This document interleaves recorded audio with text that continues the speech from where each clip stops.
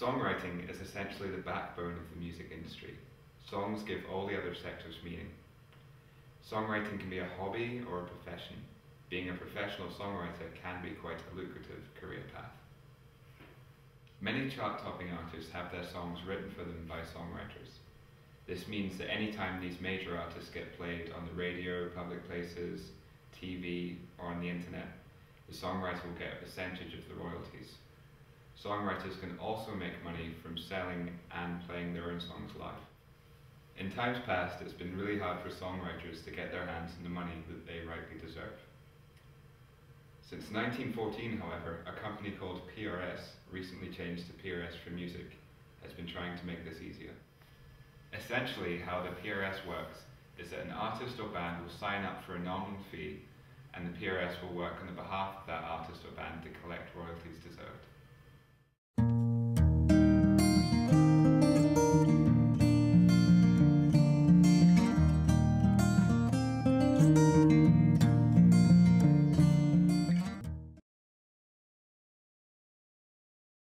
Well, when I was a kid, I used to do songwriting like a game. It was like a game to me.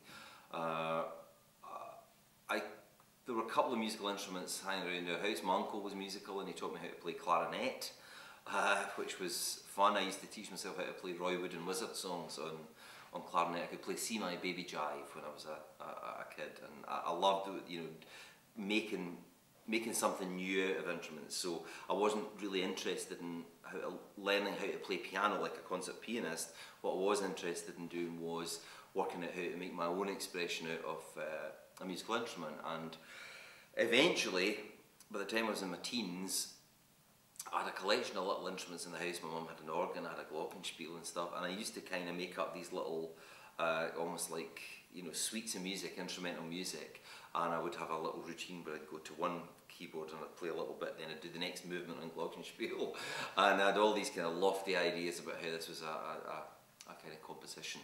And then at higher school, I started actually writing songs in first year at school.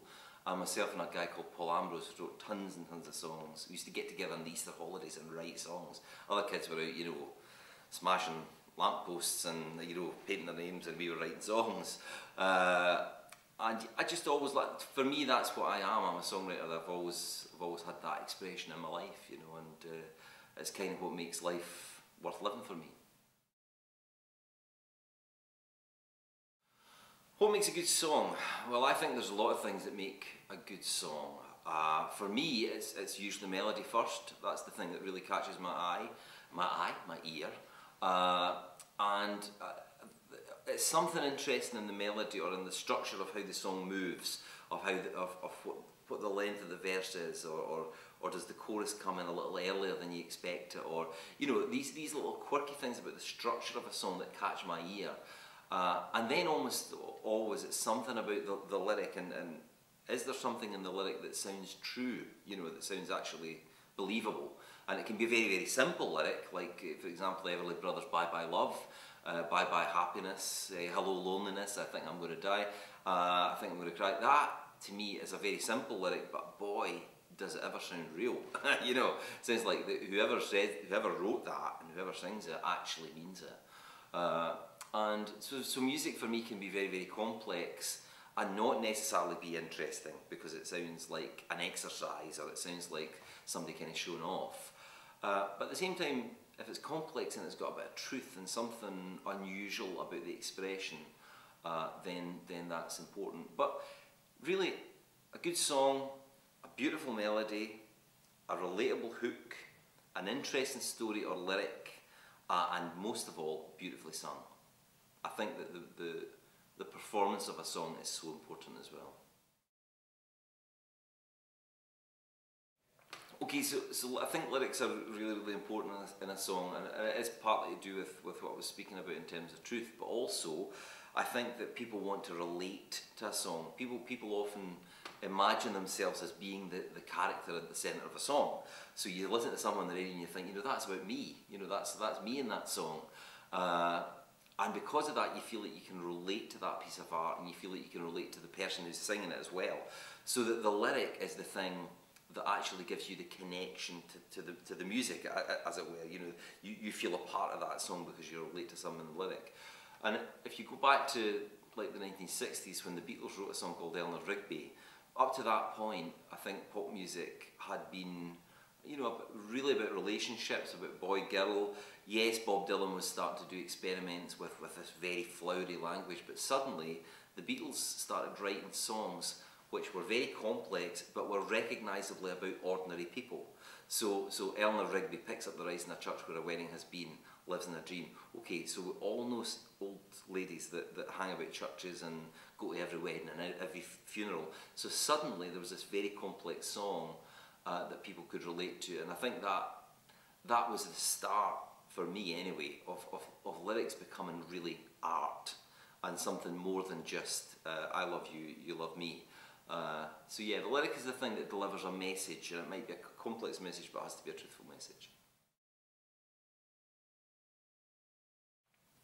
I've got a number of different ways that I go about writing songs. The main one I would say is improvisation, and I think that's something that I've got in common with a lot of contemporary pop writers or songwriters, whatever genre that they happen to be a part of, which really usually consists of sitting at an instrument, whether it's piano or guitar, and playing and playing and playing, improvising until something starts to emerge that seems to have meaning in one way or another. And you can recognise meaning in song. You know, when you're a kid and you're at school and somebody plays you a minor chord and you say, okay, how does that make you feel? You say sad, or play a major chord and say, it makes me feel happy, right? So, but that's all a real language, that's the real language of music, right? And so once you start to kind of hear what the harmony or the chords of your song might mean, then sometimes that'll suggest a lyric or a lyric idea or an experience you've had starts coming into the equation as well.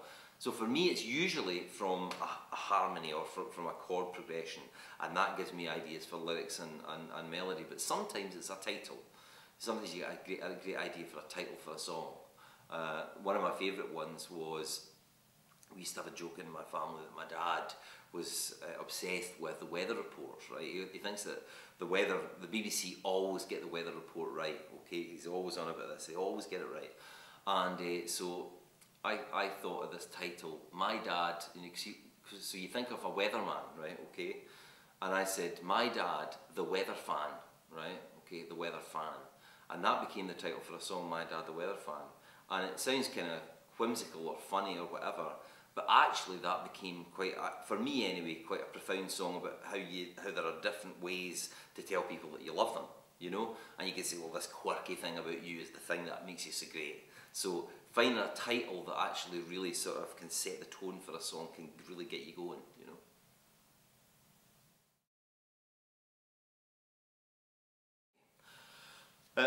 I've made a living out of being a songwriter all my life, really, and I've made more money from songwriting than I have really from anything else in my life. And the reason for that is that I've had my music in lots of different places. So it's been used in television, in some films, on records, and all of that aggregates to a reasonable kind of catalogue. And what happens is, if you've got a song on somebody's album and they sell a copy of that album, you as the writer are given a portion of that money, and it's called a royalty. If you get your music played on the radio, then you get a portion of money from the radio station. They have to pay to play that music, rightly so. If they didn't, we wouldn't get paid. So, and that comes through an organisation called PRS, Performing Rights Society. And other kind of avenues for me, for example, I've written some music for a kids program called Balamori. You might have heard of that, right? I didn't write the theme tune, but I wrote a couple of songs for some of the characters. And Balamori gets played in many countries all over the world, and it gets repeated constantly. So every time that show gets played, whether it's in Bahrain or America or Japan or here in the UK, I get paid, right? And it's not massive, but actually over the piece, over time, that builds up and builds up. So my Balamori songs are probably, and it's maybe it's bad to say it, they're probably my best selling songs. But that's because it's, you know, music's big with the kids.